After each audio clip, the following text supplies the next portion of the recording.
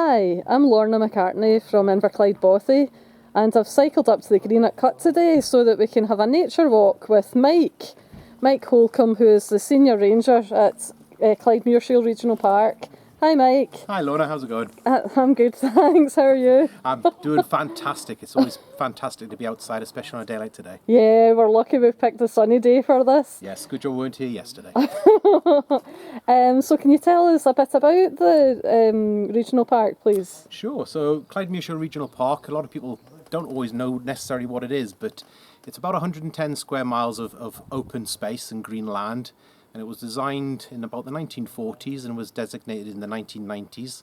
And the idea is that it provides a green and open space for people living in the central belt of Scotland. Great. And what's this area we're in here just now? So this is our volunteer garden. This was a patch of lawn about 3 or 4 years ago.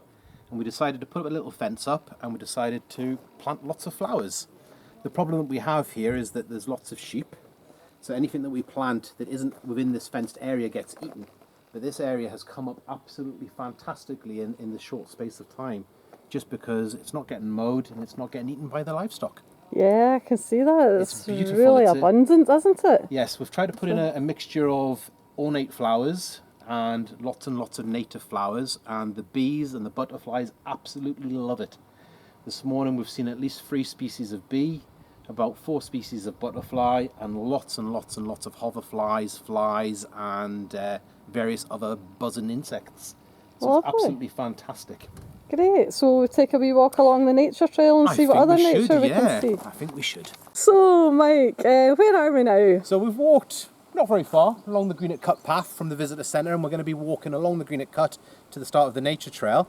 But I thought this was a really nice spot to stop because it's nice and flat. So it's a lovely bit of walk, a lovely place to walk if you've not got the best of mobility. And it's a really good spot because of the way the land lies and the way the trees are. It's often quite calm along this section in terms of the wind. So it's a really good spot to spot lots of butterflies. And we can get maybe 5 or 6 species of butterfly that you'll find sort of along here throughout the summer and the spring. And sometimes in the evening it's a nice place to walk to see the bats as well. So it's a really nice section. Excellent. Let's just have a wee look at it. Whoa. Getting dizzy walking around in circles. So, what do we have here? So what we've got here is this fantastic door beetle, and I don't know if the camera can make it out, but it's so black it's almost metallic blue. It's absolutely beautiful, and it's basically our equivalent of a dung beetle. And it's called a door beetle, D-O-R, and they're absolutely gorgeous, aren't they? Yeah. If you're into bugs, of course. If you don't like bugs, you probably think it's a horrible looking thing. But I find it absolutely amazing, especially the colours. Oh. I suppose it's like almost like a scarab beetle in a way, it kind of lives on dung, and it'll bury a dung pile to lay its eggs into. And do the environment a lot of good in the process. They do, yes. Nature's recyclers and harvesters, all the things that you don't particularly want to see in nature. As I said to my wee niece, the world would be a smelly place without things like this.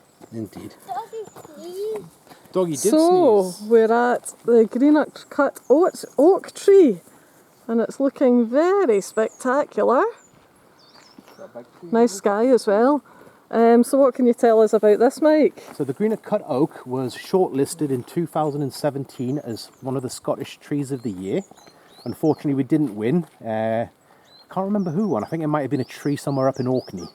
I think they got the pity vote because they've got no trees, obviously. But no, it's a beautiful tree.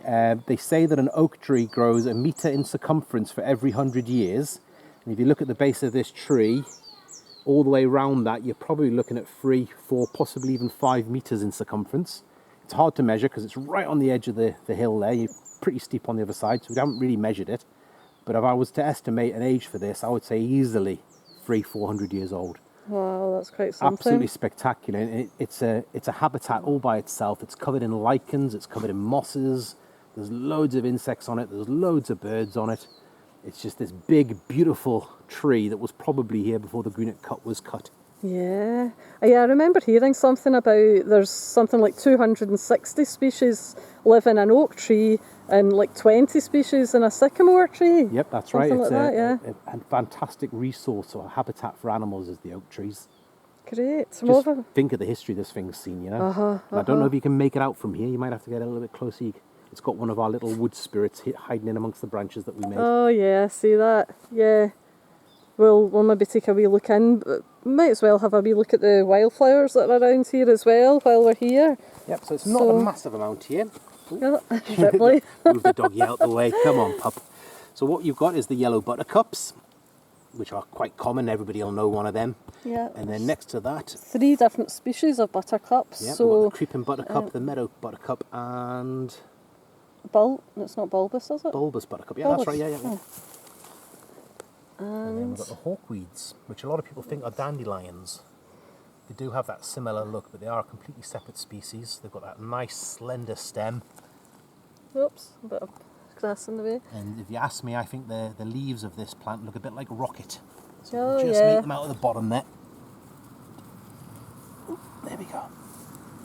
Oh yeah, I see what you mean, yeah. Where's your finger? There you go. Yeah, that rocket shape, It does, it reminds me of a rocket leaf.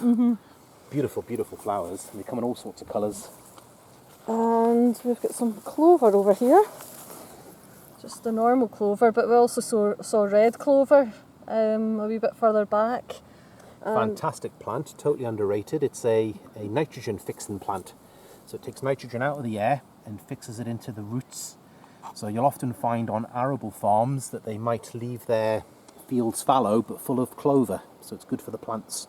I've just seen this one here. Now is that That's is that very small. mouse ear, I think it's called. Ah, right, because it's got a wee furry ear for its leaves, is that right? Don't quote me on that, I might have got the name wrong. It's very delicate looking, that one. It's a lovely one. It's like almost like a chickweedy type thing. We saw self-heal earlier, the purple flower, which has medicinal purposes used in olden days. Yeah, to make a tea, and the idea is you gargle with it and it helps with sore throats. Don't see it round about here, but I'm sure we'll find it again. I'll let you have a look at it. Oh, there it is there. Well spotted, Mike. This is good. It's quite low to the ground, that one, isn't it? And then there's another one there. Yeah, so that's self-heal. And then you got this one. This is one of my favourite little flowers. Yeah, I like This is that called one as well. Tormentil. Love the name. It just sounds like something out of a Harry Potter movie. The way I remember it is the Tomintoul Road, which is always closed when it's it's often closed when it's snowing. So that's the way I remember the name for this one. Oh, I can see another nice flower one. here right on the edge of the actual Greenock cut. This pink one. Oh yeah, that's a lovely one as well. That's a Herb Robert. Oh, can I get it? Wait, Rama. I'm not sure if there I've it got it. is. Oh, there it is, yeah. Herb Robert, that's another interesting name as well. It's a lovely looking flower when you get close up to it. Family, I think. Again, don't quote me on this. I'm not the font of all knowledge. Let's have a wee look at your wood spirit on the tree before we move on.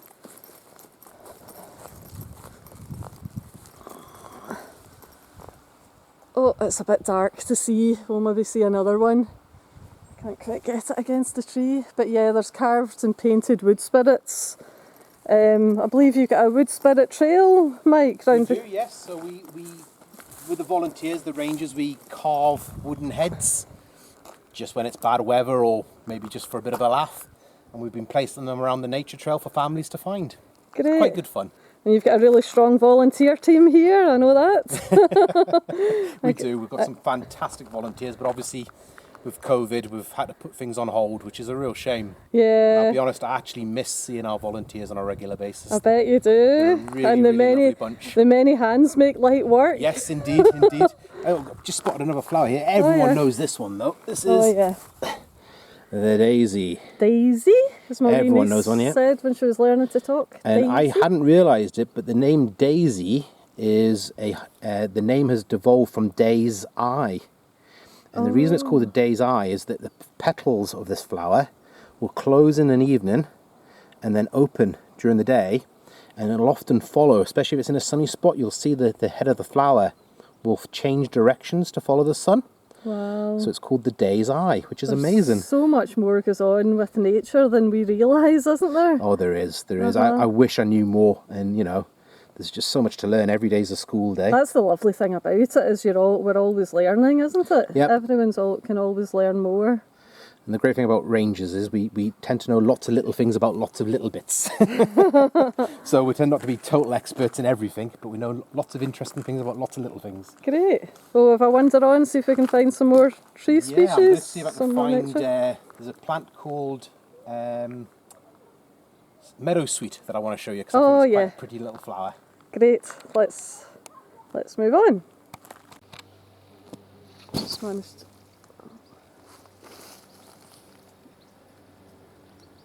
That's a red Admiral.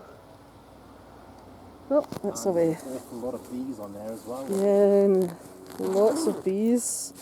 So again, we can show you the picture of the red Admiral because I didn't catch it very well on the page. So it's number 11. The red Admiral, there it is there. That's what we just saw in amongst the brambles. Great. So we've come a wee bit further along the path and there's a few trees here, and I know from past experience that Mike's great on his trees. Yeah, no pressure, no pressure. No pressure. I do like trees. I like identifying plants because they don't run away. So they're a lot easier than doing animals. They're easier than butterflies and bees, aren't they? Yeah, they stay Don't still. move. So what we've got here is the Rowan Tree, a fantastic plant, sometimes called the mountain ash. And the reason for that is because its leaf structure is very similar to an ash tree. So you get this sort of paired leaves like that, with a single leaf at the end. Absolutely fantastically beautiful plant. It comes up in a lovely white flower, and they get some fantastic berries on them, and the berries are edible. You have to process them first though, and you have to do some work on them to eat them.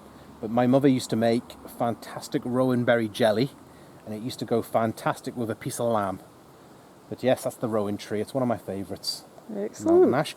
Right under that, though, I think I mentioned it before, is this lovely white flower. This is called Meadow Sweet. And it's got another name called Love and Marriage. And it's called that because it smells sweet but tastes bitter. Oh. And it has been used to flavour drinks in the past. I think you were saying you thought it was used for beer. Yeah, I thought it was used for beer back in the days when people had to drink beer because the water wasn't so clean as it is Honestly, now. that's why we're drinking the beer.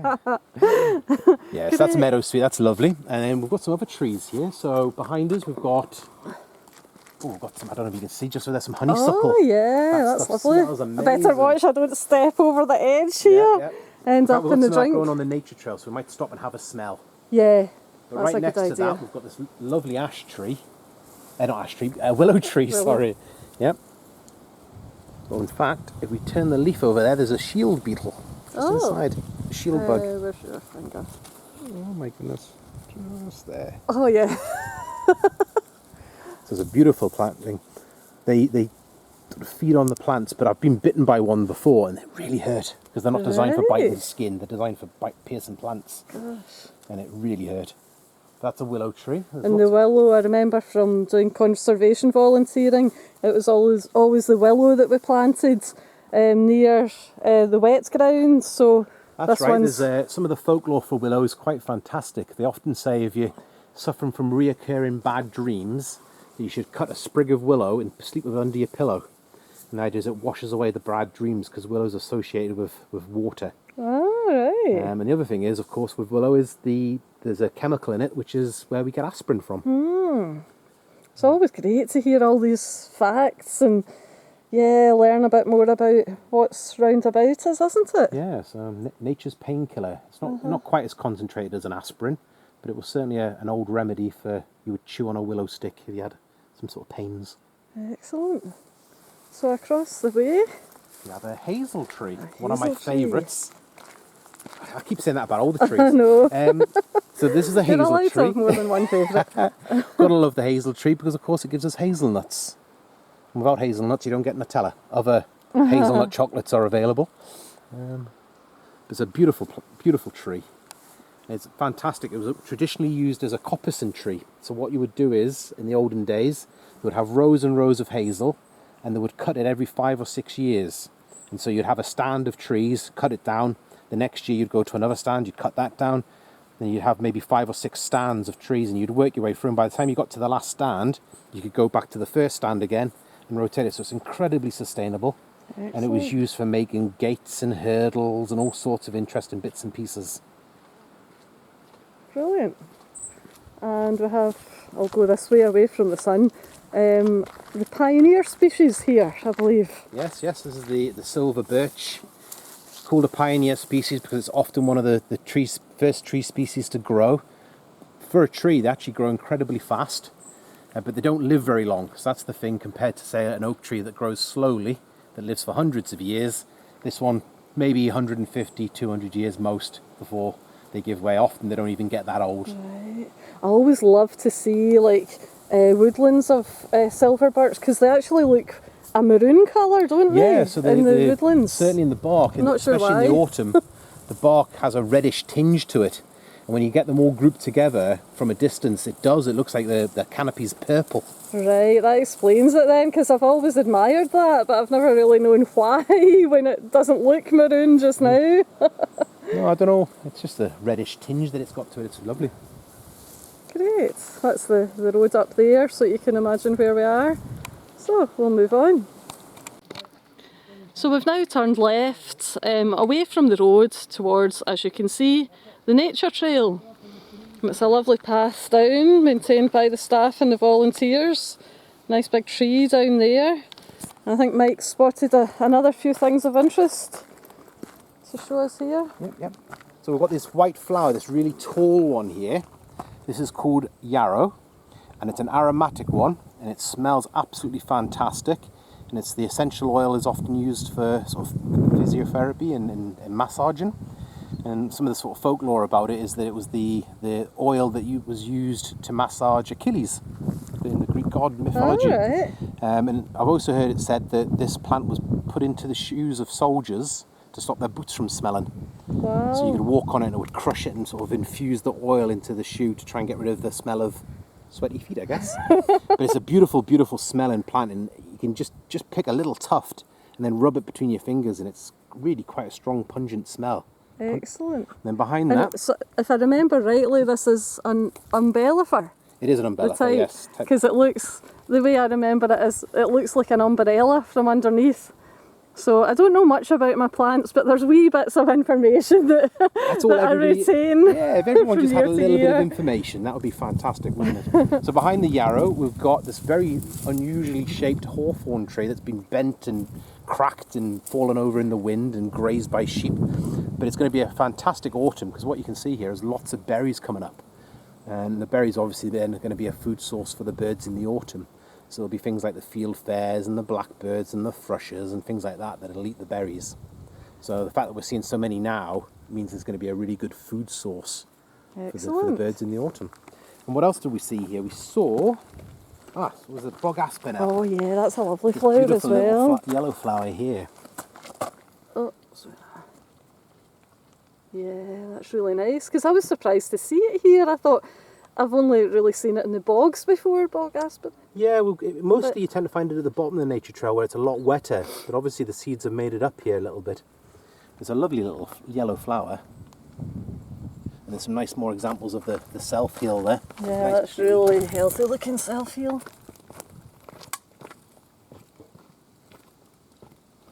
Great. We'll wander down, see how steady I can keep the camera while I'm walking down the steps. And through the gates to keep the sheep out, I guess. Indeed, this woodland is a triple SI.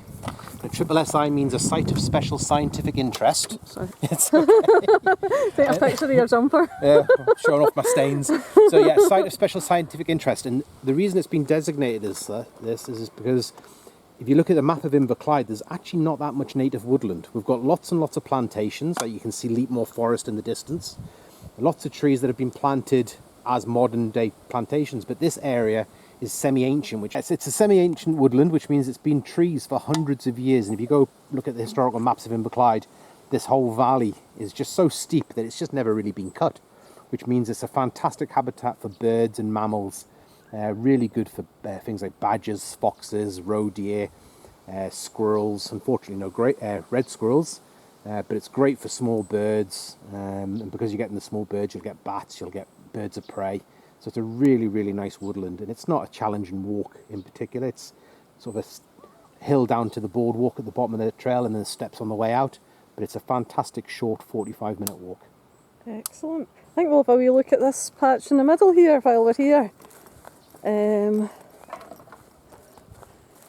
So it's got a lot of nettles in it, which people may think on as weeds, but nettles are very important for nature as well. They are, yes. It's an incredibly important food source for lots and lots of insects, particularly things like butterflies. It's not uncommon to see clusters of caterpillars sort of crawling all over them, eating them away. They are traditionally used as a food source for humans. They contain some really good minerals and vitamins for human health. They're often seen as a cleansing, so it's very popular to drink it as a tea. You can put it in cheese, you can make a soup. It's just a generally fantastic plant all the way around, really.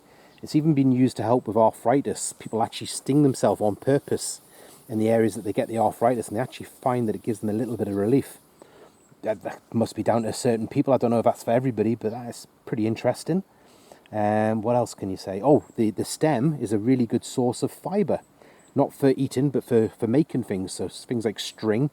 And they do think that back in the olden days, that clothes were made from the fibre. Yeah, I saw a thing recently, a video of a guy that did make clothes from fibre, and it was very time consuming, but it definitely worked. It works, yeah. It's incredible. This plant that's considered a weed and a bit of a pest is actually one of the best sources of resources for humans, Absolutely incredible. Actually, there's some speedwell. Speedwell, yeah. I was thinking that's a really nice wee flower. If you can see it very well there. So Mike's telling us that's speedwell. So there's a different species of speedwell. I think that's the Germain speedwell or meadow speedwell. Right. We'll take a wander down to the hedge. Yep. Oh, there was a little grasshopper. This hedge takes Mike and I back 8 years to when he first started at the Greenock cut. In fact, I think it was one of the first weekends I met you. So I've only been in the park now for 8 years, and one of the first volunteer tasks I had in my mind to do was to turn this area, which you now see a hedge, but this was a big row of trees all the way around the edge, and I think it had been planted traditionally to be used as a hedge, but never actually got laid.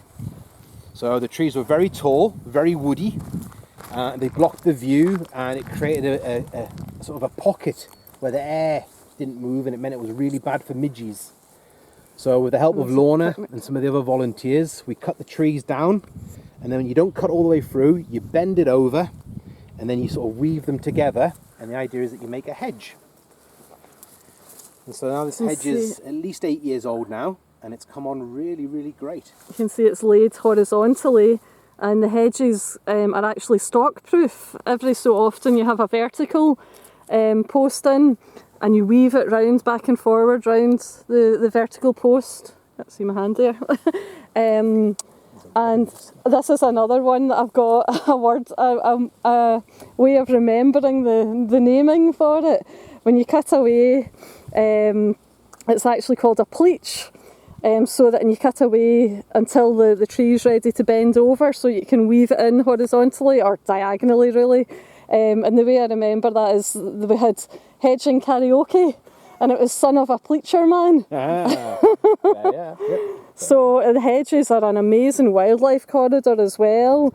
So really good for nesting birds. Nice and thick, nice and protected from predators. Off the ground again, protecting them from predators. So it's a fantastic place for wildlife to move, and it's great for things like hedgehogs who like to snuffle away underneath them. Amphibians can move under them where it's a bit cooler rather than trying to get across the grass.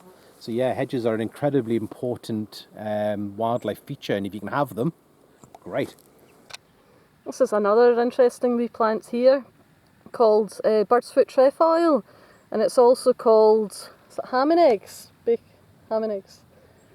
because its colour, there's normally quite a bit of red in it as well as the yellow. And it's called a bird's foot trefoil because the seed pods are like that. Oops, I can't move my fingers properly. Like a bird's foot. So Mike and I have just walked down the valley and up the nature trail, the boardwalk, just to do a wee check of the site, and we're delighted to report there was no litter at all, so that's wonderful. People are being very responsible, and I just thought I would take the opportunity to show you the view here in the distance. That's Dunoon across there and the Gantock Rocks with the lighthouse on it, which looks halfway across the Clyde, but it's really quite near Dunoon. And the boardwalk is over there, and it brings you out onto the Kelly Cut, which is this path here, which goes to the back of Williams Bay. So it's a nice walk. Lots of ramblers clubs from out with the area come down and get the train to Drumfrocker station and walk along the Greenock Cut, then the Kelly Cut, and they can go home from Williams Bay. So it's really nice to be able to walk up links like that and to welcome visitors to sunny Inverclyde. We can't stop finding extra bits of nature that we want to share with you. This bank is absolutely covered in these wee, beside the Kelly Cut, in these wee purple flowers. See if I can get in close to them with the camera. Oh, where are they? Oh, I'm forgetting the camera's over there. It's actually wild thyme, so it's lovely to see the banks covered in it, right next to the Kelly Cut. And the cut itself is really amazing for damselflies and dragonflies. So we hope you've enjoyed your walk around the Greenock Cut Nature Trail. We certainly have, haven't we, Mike? Yes, I like to try and do that a couple of times a week just to lift my spirits more than anything. It's a fantastic walk. Good. And I'd like to say a huge thanks to Mike, because it's always such a pleasure doing a walk like that with someone who's so knowledgeable, and it's always great. I love hearing the wee stories about plants and trees and things like that, and just building up the interest. Give me a big head. Stop it. Stop it. So thanks a lot, Mike. It's absolutely my pleasure. And to all the folks that are at home, I really do hope that this has been some benefit to you and helped highlight what a lovely area that we do live in. And once you're able to come out and visit us yourself. Great. Bye everyone. Take care. Bye.